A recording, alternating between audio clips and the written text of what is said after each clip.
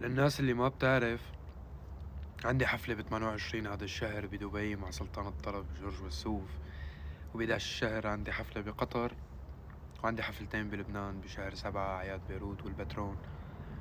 خدني محقق أعلى المراتب بقوائم بيلبورد أرابيا، أعلى المشاهدات والترند على مستوى الدنيا كلياتها فضل من الله.